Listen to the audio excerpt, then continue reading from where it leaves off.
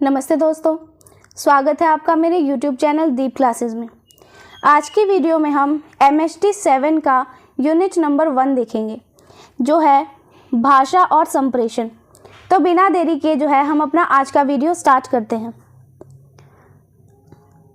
सबसे पहले यहाँ पर देखेंगे हम इसकी प्रस्तावना को। भाषा का एक आंतरिक पक्ष है। भाषा एक रचना है। भाषा की व्याकरणिक रचना मन के जटिल भावों को एक दूसरे पर प्रकट करने में सहायक है। इस दृष्टि से विचारों की अभिव्यक्ति यानी संप्रेषण की प्रक्रिया में भाषा की संरचना साधन का काम करती है। तो यहाँ पर जो है हमें ये समझाया गया कि भाषा का अगर हम देखना चाहें उसका रूप, तो भाषा जो है उसका एक अंदरूनी रूप होता है जिसे उसका आंतरिक पक्ष कहते हैं। भाषा क्या करती है? भाषा अपने आप में एक बनावट और रचना है। हमारे मन में जो है कई बार बहुत उलझे हुए और गहरे विचार आते हैं। उन मुश्किल विचारों को दूसरों के सामने साफ साफ रखने में भाषा का व्याकरण जो है वो हमारी मदद करता है। और अगर इस तरीके से देखें तो जब हम अपनी बात दूसरों तक पहुंचाते हैं यानी कि संप्रेषण करते हैं, तो भाषा की सही बनावट हमारे लिए क्या करती है? एक साधन यानी टूल का जो है काम करती है। इसे उदाहरण से समझो। मान लो कि आपके मन में जो है वो बहुत सारे विचार चल रहे हैं, लेकिन अगर आपके पास सही व्याकरण या सही शब्द ना हो तो आप दूसरों को जो है अपनी बात समझा नहीं पाएंगे। तो भाषा क्या करती है? ये उस पुल की तरह है जो आपके मन की बात को दूसरों तक पहुंचाने का एक साधन बनती है। भाषा का एक बाह्य पक्ष है। भाषा का सामाजिक सांस्कृतिक संदर्भ ही भाषा के संप्रेषण का प्रयोजन है। यह भाषा का अर्थ पक्ष है। अर्थ के संदर्भ में हम सूचनाओं के आदान प्रदान में योगदान करते हैं। जनसंचार तथा दूर संचार के माध्यम से व्यापक संप्रेषण संभव हो पाया था। अब वह युग आ गया है जब संचार और संगणन एक साथ मिलेंगे और संप्रेषण को जो है सुदृढ़ बनाएंगे। तो यहाँ पर यह बताया गया कि भाषा के बाहरी रूप को जो है बाह्य पक्ष उसका कहा जाता है। जब हम समाज और संस्कृति में रहते हैं तो भाषा का इस्तेमाल करते हैं और यही बातचीत का जो है एक असली मकसद होता है। इसे हम भाषा का अर्थ पक्ष कहते हैं, क्योंकि इसके बिना जो है शब्दों का कोई मतलब नहीं रह जाता। इसी अर्थ के जरिए हम क्या करते हैं? अपनी जानकारी और सूचनाएं एक दूसरे के साथ बांटते हैं। पुराने समय में क्या था? जनसंचार और दूर संचार की वजह से बड़े स्तर पर जो है बातचीत करना बहुत मुमकिन हो पाया था। लेकिन आज का जो दौर है ये वो दौर है जहाँ पर संचार यानी कि कम्युनिकेशन और संगणन यानी कि कंप्यूटर तकनीक, ये दोनों आपस में मिल गए हैं, जिससे हमारी बातचीत का जो है तरीका और भी ज़्यादा मजबूत हो गया है। जैसे पहले के समय में क्या होता था कि हम लोग सिर्फ चिट्ठी या फ़ोन से बात करते थे, लेकिन आज के समय में कंप्यूटर और इंटरनेट के मिल जाने से क्या है, हम दुनिया के किसी भी कोने में बैठे व्यक्ति से तुरंत ही वीडियो कॉल या मैसेज के जरिए जुड़कर बात कर सकते हैं। और यही जो है कंप्यूटर और संचार का मिलना बताया गया है। भाषा विज्ञान संबंधी पाठ्यक्रम में हम विषय परिवर्तन के रूप में संप्रेषण की चर्चा से कर रहे हैं। इसका एक कारण है, भाषा के बारे में लोग यही सोचते थे कि भाषा एक व्याकरणबद्ध व्यवस्था है और दो लोगों के बीच विचारों के आदान प्रदान का माध्यम है। लेकिन धीरे धीरे भाषा की संकल्पना और भाषा के बारे में अध्ययन की दृष्टि में विस्तार होता गया। जहाँ पहले लोग बोलियों को भाषा का विकृत तथा तिरस्कृत रूप मानते थे, आज हम समाज भाषा विज्ञान के अंतर्गत भाषा के विविध रूपों की जीवंतता की चर्चा करते हैं। भाषा पूरे समाज के विविध संदर्भों में जो है संप्रेषण का माध्यम है। तो यहाँ बताया गया कि जब हम भाषा विज्ञान को पढ़ते हैं तो इस विषय की शुरुआत से ही जो है हम संप्रेषण यानी कि बातचीत की जो है चर्चा करते हैं। इसका एक खास कारण है कि पहले के समय में क्या था, लोग क्या सोचते थे। उनका मानना ये था कि भाषा जो है वो बस नियमों और व्याकरण में बंधी हुई क्या है, एक व्यवस्था है जिसका काम सिर्फ दो लोगों के बीच जो है विचारों को आदान प्रदान करना है। लेकिन समय के साथ साथ क्या हुआ, भाषा को समझने का जो नज़रिया है और इसकी पढ़ाई का जो दायरा है वो बहुत बड़ा हो गया। एक समय था जब लोग क्या करते थे, आम बोलियों को भाषा का बिगड़ा हुआ या छोटा रूप मानकर उसकी उपेक्षा करते थे, यानी कि उसे तिरस्कृत समझते थे। लेकिन आज ऐसा नहीं है। आज हम समाज भाषा विज्ञान के अंतर्गत क्या करते हैं, भाषा के अलग अलग रूपों की ताकत और उसकी जीवंतता की बातें करते हैं। और सच ये है कि भाषा जो है वो पूरे समाज में अलग अलग हालातों में बातचीत करने का सबसे बड़ा माध्यम है। जैसे पहले के लोग क्या करते थे, वो अवधी, ब्रज और भोजपुरी इस तरह की भाषाओं को जो है छोटा समझते थे, लेकिन आज हम ये जानते हैं कि समाज के हर हिस्से की क्या है, अपनी अलग अलग बोली होती है और उनकी अपनी अहमियत भी होती है। तो समाज को आपस में जोड़ने का काम ये भाषा या ये बोलियां जो है करती है। इसी तरह भाषा अध्ययन के विविध संदर्भों में दृष्टि परिवर्तन दिखाई देता है। प्रैग्मेटिक्स नामक भाषा विज्ञान की नई शाखा में हम कोशीय अर्थ से हटकर भाषा व्यवहार में निहित संप्रेषण को समझने का जो है प्रयत्न करते हैं।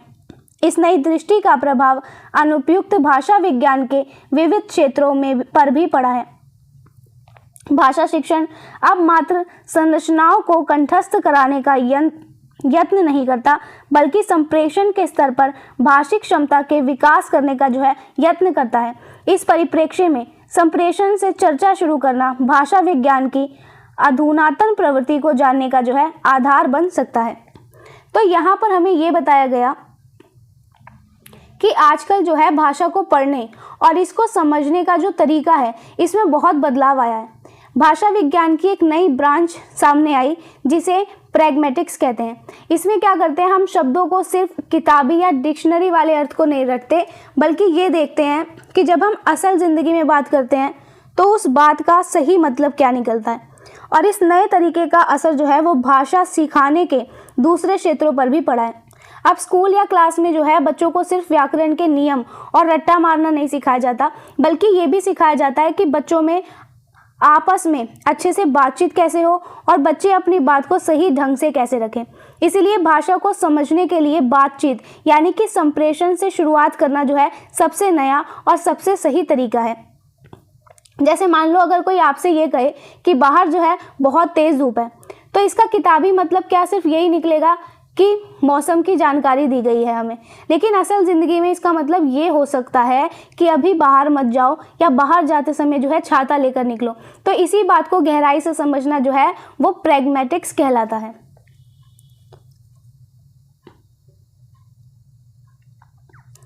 भाषा के कार्य को केवल शब्दार्थ या वाक्यार्थ तक सीमित नहीं कर सकते।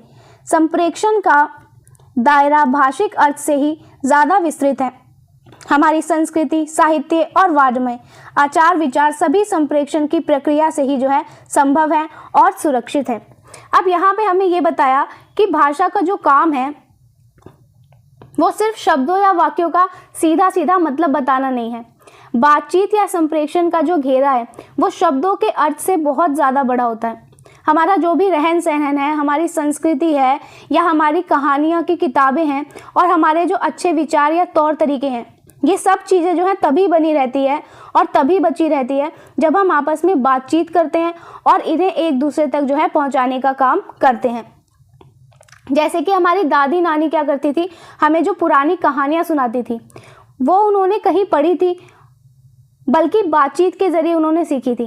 तो अगर वो आपसे ये बात नहीं करती या वो आपको ये कहानियाँ नहीं सुनाती या वो संस्कार आप तक नहीं पहुँचाती, तो ये क्या होते, ख़त्म हो जाते। तो इसी तरह भाषा भी क्या करती है, इन सबों को एक दूसरे तक पहुँचाने का काम करती है।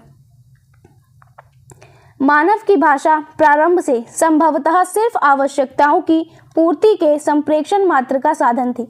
भाषा के इस्तेमाल के पिछले कुछ सहस्त्र शताब्दियों में मानव ने संप्रेषण के इस साधन को मांझकर संपन्न बनाया है और संप्रेषण के विविध संदर्भों और रूपों का विकास किया है। इस दीर्घकालीन परंपरा के कारण हमारे पास ज्ञान, विज्ञान तथा साहित्य के विविध कोश जो हैं उपलब्ध हैं। इसी को हम व्यापक अर्थ में सांस्कृतिक संप्रेषण की संज्ञा दे सकते हैं। लेखन के आविष्कार से भाषिक संप्रेषण को स्थायित्व मिला। आज भी हम शिक्षा के माध्यम से संप्रेषण को सुदृढ़ करने का जो है यत्न कर रहे हैं। तो यहाँ पे बताया कि शुरू में जब इंसान ने बोलना शुरू किया होगा, तब शायद भाषा का इस्तेमाल जो है वो सिर्फ अपनी ज़रूरत को पूरा करने के लिए मनुष्य करता होगा, जैसे कि भूख लगने पर खाना मांगने के लिए या डर लगने पर चिल्लाने के लिए। लेकिन पिछले 1000 सालों में क्या हुआ, इंसानों ने बातचीत के इस साधन को जो है बहुत ज़्यादा सुधारने का काम किया है और बातचीत के जो है कई नए तरीके मनुष्य ने निकाले हैं। इतने लंबे समय की मेहनत की वजह से ही जो है आज हमारे पास साइंस, ज्ञान और कहानियों का इतना बड़ा खजाना मौजूद है। इसे ही हम बड़े स्तर पर क्या कहते हैं, सांस्कृतिक संप्रेषण। तो जब इंसानों ने लिखना सीखा तो हमारी जो बातें थी वो हमेशा के लिए पक्की हो गई और वो इतिहास बन गई। आज भी हम स्कूल कॉलेज में पढ़ाई के ज़रिए क्या करते हैं, अपनी इसी बातचीत के तरीके को और भी ज़्यादा मजबूत बनाने की कोशिश करते हैं। जैसे आप ये समझो, बहुत पहले क्या होता था, लोग सिर्फ इशारों से या फिर सिर्फ आवाज़ें निकाल कर बात करते थे। फिर उन्होंने क्या किया, बोलना सीखा, बाद में उन्होंने लिखना भी शुरू कर दिया। तो आज ये जो लिखी हुई किताबों की वजह से हम हज़ारों साल पुरानी बातें भी जो है आसानी से समझ और पढ़ सकते हैं।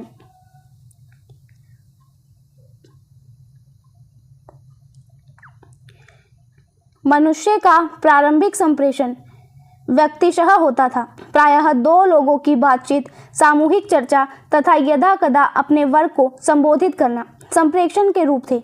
आधुनिक युग में प्रौद्योगिकी के विकास के कारण संचार के क्षेत्र में अभूतपूर्व क्रांति आई। संचार के साधनों ने संप्रेषण का स्वरूप ही बदल दिया है। अब हम व्यक्तिशः संप्रेषण से हटकर जनसंचार के युग में पहुंचे हैं। जनसंचार वास्तव में जनता के व्यापक संप्रेषण का ही दूसरा नाम है। इस तरह संचार और संप्रेषण दोनों एक सिक्के के दो पहलुओं की तरह जुड़े हैं। शायद यही कारण है कि अंग्रेजी में दोनों के लिए एक ही शब्द जो हम इस्तेमाल करते हैं। तो यहाँ पे बताया गया कि पहले के समय में क्या था, इंसान जब बातचीत करता था तो वो बहुत छोटे स्तर पर होती थी। जैसे कि दो लोग क्या करते थे, आपस में बात कर रहे होते थे, या फिर कुछ लोग मिलकर क्या करते थे, बैठक में चर्चा कर लेते थे। कभी कभार ऐसा भी होता था कि कोई नेता क्या करता था, वो अपनी मंडली को कुछ समझा रहा होता था। लेकिन आज के ज़माने में टेक्नोलॉजी और मशीनों के आने से क्या हुआ, बातचीत की दुनिया में एक क्रांति या कहीं एक बदलाव आ गया।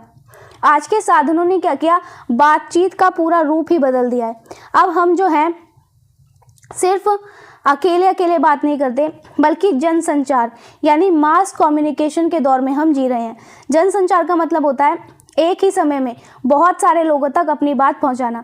इसीलिए संचार यानी कि साधन और संप्रेषण यानी कि बातचीत। तो साधन और बातचीत ये दोनों क्या है, एक ही सिक्के के दो पहलू हैं।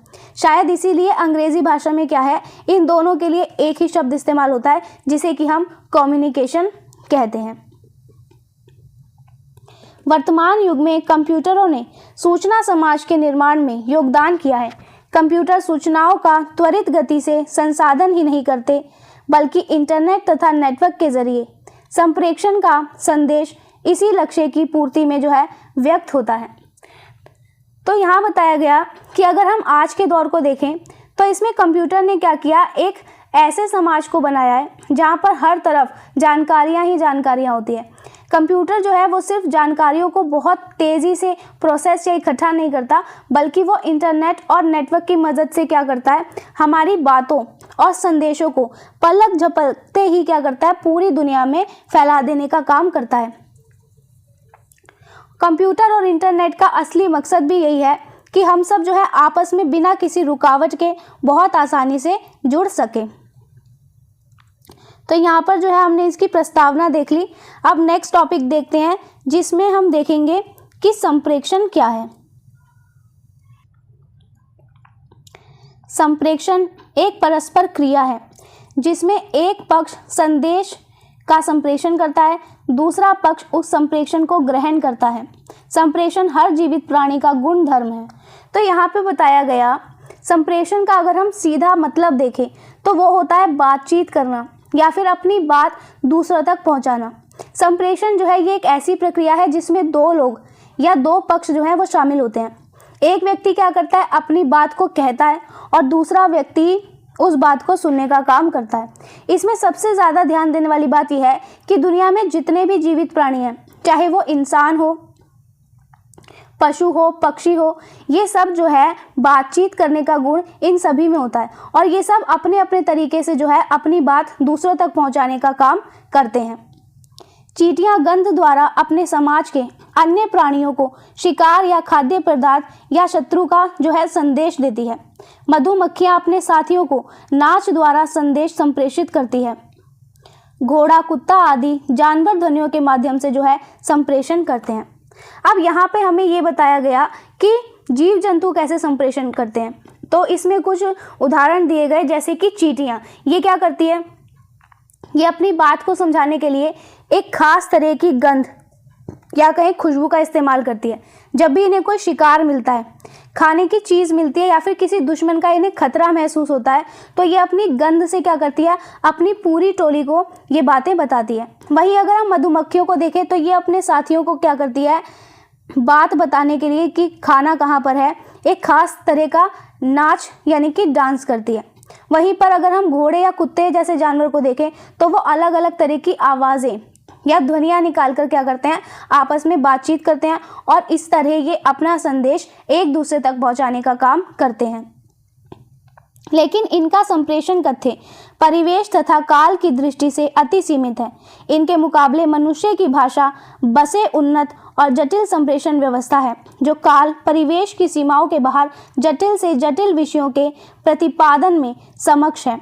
भाषा की वस्तु के संदर्भ में हम भाषा के सामाजिक सांस्कृतिक पक्ष के प्रकरण में विचार करेंगे और उसकी जटिलता के बारे में उसके रचना पक्ष की चर्चा में व्याख्या करेंगे। तो यहाँ हमें बताया गया कि जानवरों की ये जो बातचीत है, इसकी अगर हम सीमा देखें तो इनकी सीमा जो है वो बहुत बड़ी नहीं होती। ये बहुत ही कम और सीमित बातों में ही जो है गुजारा करते हैं।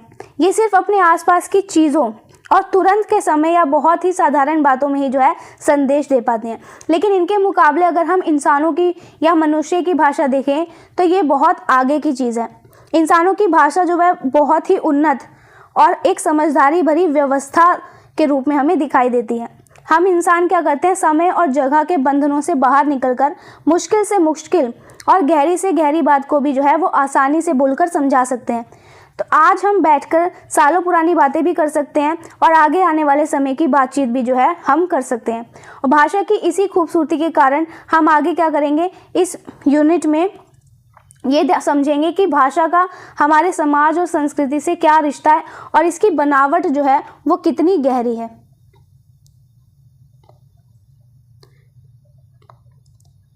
मानव के संप्रेषण के संदर्भ में भी दो पहलू हैं। मनुष्य दो प्रकार से संप्रेषण करता है। भाषिक संप्रेषण में हम उच्चारित या लिखित भाषा के माध्यम से जो है संप्रेषण करते हैं। भाषा इतर संप्रेषण में मनुष्य इंगित द्वारा हाव भाव के माध्यम से अपने विचार संप्रेषित करते हैं। संप्रेषण के ये दोनों माध्यम परिपूरक भी हो सकते हैं, यानी व्यक्ति दोनों का एक ऐसा भी उपयोग जो है कर सकता है। तो यहाँ पे क्या बताया गया कि हम जो इंसान हैं, हम आपस में बातचीत करते हैं और अपनी बात को दूसरों तक पहुँचाते भी हैं। तो हम मनुष्यों के पास जो है इसके दो तरीके होते हैं। पहला तरीका तो यह है कि भाषा का इस्तेमाल करना, ठीक है। इसमें हम क्या करते हैं, या तो मुंह से बोलकर या अपनी बातों को दूसरों तक पहुंचाने का काम करते हैं, या फिर कागज़ पर लिखकर अपनी बात समझाते हैं। जैसे जब आप अपने दोस्त से फ़ोन पर बात करते हो या उसे व्हाट्सएप पर मैसेज करते हो, तो ये वही पहला तरीका है। फिर दूसरा तरीका वो है जिसमें हम बिना भाषा वाली बातचीत करते हैं। इसमें हम क्या करते हैं, बिना कुछ बोले, बिना कुछ लिखे, सिर्फ अपने शरीर के इशारे से या फिर अपने चेहरे के हाव भाव से बातचीत करने का काम करते हैं। इसे एक एग्जाम्पल से समझो कि जब क्लास में क्या होता है, टीचर आपको शांत रहने के लिए कहती है, तो वो क्या करती है, वो मुंह पर उंगली रख लेती है। आप क्या करते हो, बिना उनके बोले ही समझ जाते हो कि अब हमें शांत होना है। इसी तरह जब आप सिर हिलाकर हाँ या ना कहते हो, तो वो भी यही इशारों का या फिर हाव भाव के तरीके से बातचीत करना है। तो हम इन दोनों तरीकों का इस्तेमाल जो है वो एक साथ भी कर सकते हैं। जैसे जब हम क्या करते हैं, किसी को विदा करते हैं, तो मुंह से हम बाय बाय भी बोलते हैं, साथ ही साथ हम हाथ हिलाते हुए बाय का इशारा भी करते हैं। यानी कि बोलना और इशारा करना, ये दोनों काम जो है साथ साथ भी चलता है। मानव के संप्रेषण का एक अन्य आयाम स्थानापन्न संप्रेषण है। मूक बधिर व्यक्तियों की संकेत भाषा, व्यापारी आदि की गुप्त भाषा आदि वास्तव में मानव की उच्चारित या लिखित भाषा के जो है प्रतिरूप हैं। तो ये बताया गया कि बातचीत का जो है एक और अनोखा तरीका भी है, जिसे हम बदली हुई भाषा या विशेष भाषा कह सकते हैं। ये उन लोगों के लिए होती है जो बोल या सुन नहीं सकते। वो क्या करते हैं, अपनी बात को समझने के लिए साइन लैंग्वेज यानी कि हाथों के खास तरीके के इशारों का इस्तेमाल करते हैं। इसके अलावा कुछ लोग क्या करते हैं, जैसे बड़े बड़े व्यापारी या बिजनेसमैन, ये अपनी बात को दूसरों से छिपाने के लिए एक सीक्रेट लैंग्वेज यानी कि गुप्त भाषा का इस्तेमाल करते हैं ताकि कोई तीसरा इनकी बात को ना समझ सके। तो ये सारी भाषाएं जो है असल में हमारी रोज़ की बोलने और लिखने वाली भाषा की तरह ही काम करती है। बस अगर देखें तो इसका जो तरीका है ये रोज़ की भाषा से थोड़ा अलग हमें दिखाई देता है। इस चर्चा के संदर्भ में हम कह सकते हैं कि उन्नत संप्रेषण व्यवस्था का सबसे अच्छा उदाहरण मानवों की भाषा है। दूसरे शब्दों में यह भी कह सकते हैं कि भाषा संप्रेषण का सबसे अच्छा माध्यम है। भाषा की परिभाषा देते हुए कहा जाता है कि भाषा विचारों के आदान प्रदान का जो है माध्यम है, यानी भाषा के इस्तेमाल में वक्ता और श्रोता ये दो पक्ष अनिवार्य हैं। भले ही हम अपने मन में बातचीत कर ले, भाषा के व्यवहार के लिए दो पक्ष चाहिए ही। तो यहाँ बताया गया ये इस पूरी बातचीत जो हमने अभी तक जानी उसमें हम ये समझ सकते हैं कि अपनी बात को दूसरों तक पहुँचाना या दुनिया का सबसे अच्छा उदाहरण हम इंसानी भाषा के रूप में देखते हैं। भाषा ही बातचीत का सबसे बढ़िया साधन है। अगर हम भाषा की परिभाषा देखें तो वो ये है कि जिसके ज़रिए हम विचारों और बातों का लेन देन करते हैं उसे भाषा कहते हैं। इसका मतलब ये हुआ कि भाषा का इस्तेमाल करने के लिए जो है हमेशा दो लोगों या दो पक्षों का होना ज़रूरी है। एक होता है वक्ता यानी कि बोलने वाला और दूसरा श्रोता यानी कि सुनने वाला, या फिर एक होता है लेखक लिखने वाला और दूसरा होता है पाठक यानी कि पढ़ने वाला। तो भले ही हम कभी कभी अपने मन में खुद ही क्या करते हैं, अकेले बातचीत कर लेते हैं, लेकिन भाषा को सही तरीके से काम में लाने के लिए जो है दो लोगों का होना बहुत ज़रूरी है। एक बोलने वाले का और सुनने वाले का, या फिर लिखने वाले का और पढ़ने वाले का। परस्पर व्यवहार में दोनों व्यक्ति क्रम से एक दूसरे को किसी व्यवहार के लिए जो है प्रेरित करते हैं, यानी वाक व्यापार परस्पर व्यवहार का आधार बनता है। अपेक्षित व्यवहार परिवर्तन ही भाषिक संप्रेषण का लक्ष्य है। संप्रेषण का संदेश इसी लक्ष्य की पूर्ति में व्यक्त होता है। इस तरह परस्पर व्यवहार के लिए संदेश के उचित संप्रेषण की अनिवार्यता है। इस परस्पर भाषिक व्यवहार का माध्यम जो भी हो, पत्र, लेखन, रेडियो प्रसारण या टेलीफोन पर बातचीत, या उसका स्वरूप जो भी हो जैसे कि लेखन, बातचीत, संकेत या हाव भाव, कुल मिलाकर संदेश संप्रेषण ही हमारा प्रमुख ध्येय है। इस तरह संप्रेषण का केंद्र बिंदु जो है वो संदेश है।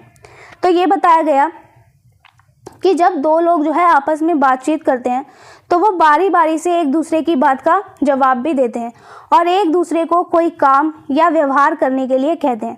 यानी कि हमारी ये जो बोली है वही आपस में व्यवहार की नींव रखती है।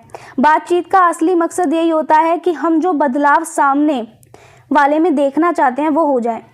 हम जो भी संदेश देते हैं वही इसका मकसद होता है, भाषा के ज़रिए अपना मकसद पूरा करना। इस तरह आपस में बातचीत करने का जो ज़रिया है, चाहे वह कुछ भी हो, जैसे कि चिट्ठी लिखना हो या साथ में बैठकर बातें करना हो या रेडियो पर सुनना हो या फिर फ़ोन पर बातचीत करना हो, और इसके चाहे किसी भी प्रकार के रूप हो, या लिखना हो, बोलना हो, इशारे करना हो या फिर चेहरे के हाव भाव दिखाना, इन सब का कुल मिलाकर जो है एक ही मकसद होता है और वो है संदेश को सही सलामत सामने वाले व्यक्ति तक पहुंचाना। इसलिए हम ये कह सकते हैं कि बातचीत या संप्रेषण का सबसे मुख्य और सबसे ज़रूरी बिंदु या केंद्र जो है वो संदेश होता है जो हम एक दूसरे तक पहुंचाना चाहते हैं। ठीक है, तो इसमें जो है हमारा ये टॉपिक भी कंप्लीट हुआ। अब आज की वीडियो को यहीं ख़त्म करते हैं। नेक्स्ट वीडियो में हम देखेंगे इसका अगला टॉपिक संप्रेषण का स्वरूप। तब तक के लिए वीडियो पसंद आया हो तो वीडियो को लाइक एंड शेयर ज़रूर करें। चैनल को सब्सक्राइब करना ना भूलें। Thank you.